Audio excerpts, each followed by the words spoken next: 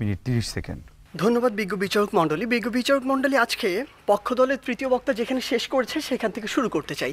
তিনি মাত্র বললেন যে ওয়ার্ল্ড র্যাঙ্কিংয়ে পাকিস্তানের 9টি বিশ্ববিদ্যালয় রয়েছে, কিন্তু সবচেয়ে দুঃখের কথা সেটি পাকিস্তানের মতো রাজনৈতিকভাবে এত বড় একটি অস্থিতিশীল দেশেরও যখন 9টি বিশ্ববিদ্যালয় 1000-এর মধ্যে র্যাঙ্কিংয়ে থাকে বিশ্বে, আমার বাংলাদেশের 3টিও থাকে না।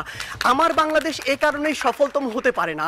তিনি আজকে বললেন আমরা নাকি আমাদের যে স্বপ্ন সেটিকে বিশ্বাস করি না। আমরা একটি দেশ নিয়ে যখন কথা বলবো তখন শুধু স্বপ্নের উপরে ভর করে থাকতে পারি না, ওই আবেগ দিয়ে চালিত হতে পারি না। যদি আমার স্বপ্নকে বিশ্বাস করেই আমি দক্ষিণ এশিয়ার মধ্যে সফলতম হতে পারতাম, তাহলে এত ছোট স্বপ্ন দেখতাম না, আমি পুরো পৃথিবীর মধ্যে সফলতম হওয়ার স্বপ্ন দেখতাম। কিন্তু স্বপ্ন এবং বাস্তবতার মধ্যে অনেক পার্থক্য রয়েছে।